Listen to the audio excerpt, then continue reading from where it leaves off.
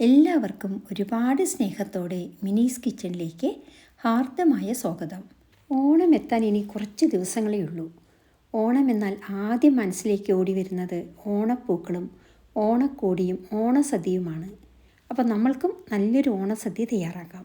ഓണസദ്യയിലെ ഇന്നത്തെ വിഭവം ഇഞ്ചിപ്പുളിയാണ്. എല്ലാവർക്കും എൻ്റെയും എൻ്റെ കുടുംബത്തിൻ്റെയും ഓണാശംസകൾ. കേരളീയ പാരമ്പര്യ ഓണസദ്യയിൽ ഒഴിച്ചുകൂടാനാവാത്തതാണ് ഇഞ്ചിപ്പുളി. ഇഞ്ചിയുടെ എരിവും പുളിയുടെ പുളിപ്പും ശർക്കരയുടെ മധുരവും എല്ലാം കലർന്ന അത്യുഗ്രൻ വിഭവം. ഇഞ്ചിപ്പുളി മാത്രമുണ്ടെങ്കിൽ ഒരു പ്ലേറ്റ് ചോറുണ്ണാം.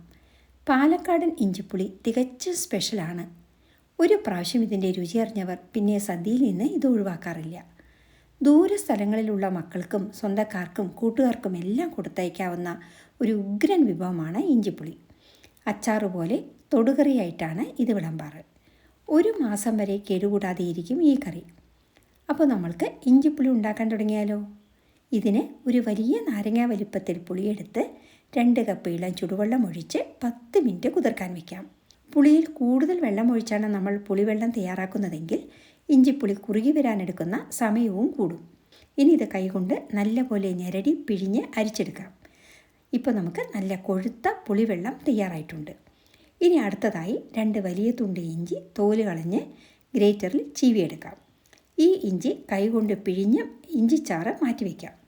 ചീവിയെടുത്ത ഇഞ്ചി കൈകൊണ്ട് നല്ലപോലെ പിഴിഞ്ഞെടുക്കാം.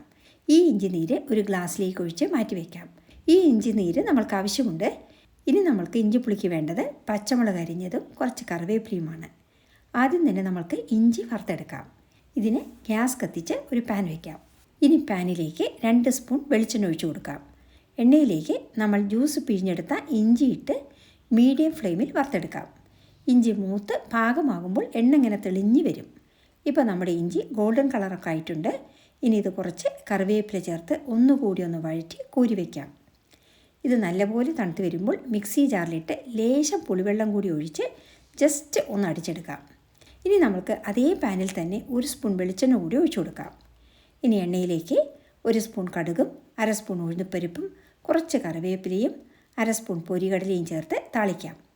ഇനി ഇതിലേക്ക് പച്ചമുളകും കറിവേപ്പിലയും ഇട്ട് വഴറ്റി ഗ്യാസ് സിമ്മിൽ വെച്ച് 1/4 സ്പൂൺ മഞ്ഞൾപ്പൊടിയും 1/2 സ്പൂൺ മുളക് പൊടിയും ചേർത്ത് ഒന്ന് വഴറ്റിയെടുക്കാം. മസാലയുടെ പച്ചമണം മാറിയാൽ നമ്മൾ പിഴിഞ്ഞു വെച്ച പുളിവെള്ളം കൂടി ഒഴിച്ചു കൊടുക്കാം. ഇനി ഇതിലേക്ക് ഒന്ന് ക്രഷ് ചെയ്തെടുത്ത ഇഞ്ചിയും 3/4 സ്പൂൺ കല്ലുപ്പും 4 വലിയ സ്പൂൺ ശർക്കരയും ചേർത്ത് കുറുക്കിയെടുക്കാം. ശർക്കരയുടെ കളറിനനുസരിച്ചാണ് ഇഞ്ചിപ്പുളിയുടെ കളർ ഉണ്ടാവുക.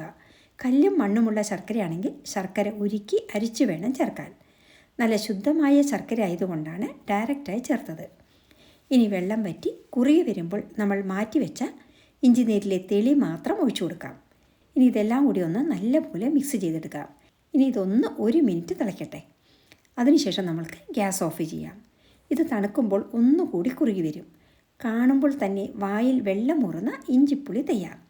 നമ്മുടെ രസമുകുളങ്ങളെ തൊട്ടുണർത്തുന്ന സ്വയംഭൻ ഇഞ്ചിപ്പുളി ഈ രീതിയിൽ ഒന്ന് തയ്യാറാക്കി നോക്കൂ. സദ്യയ്ക്ക് 1-2 ദിവസം മുമ്പ് തന്നെ ഇതുണ്ടാക്കി വയ്ക്കാം. ഇത് നല്ലപോലെ ആറിയ ശേഷം കുപ്പിയിലോ ഭരണിയിലോ ആക്കി എയർ ടൈറ്റായി അടച്ച് സൂക്ഷിച്ച് വയ്ക്കാം. ഇത് 1-2 മാസം വരെ ഫ്രിഡ്ജിൽ സ്റ്റോർ ചെയ്ത് യൂസ് ചെയ്യാം. ഈ രസികൻ ഇഞ്ചിപ്പുളി റെസിപ്പി എല്ലാവർക്കും ഇഷ്ടമായില്ലേ? ഇഷ്ടമായാൽ ലൈക്ക് ചെയ്യാനും ഷെയർ ചെയ്യാനും ഇത് ആദ്യമായി കാണുന്നവരാണെങ്കിൽ സബ്സ്ക്രൈബ് ചെയ്യാനും മറക്കരുതേ. കൂടാതെ നിങ്ങളുടെ വിലയേറിയ അഭിപ്രായങ്ങൾ താഴെ കമൻറ്റ് ബോക്സിൽ രേഖപ്പെടുത്തുമല്ലോ. വീണ്ടും മറ്റൊരു നല്ല വിഭവവുമായി കാണാം. Thanks for watching and supporting.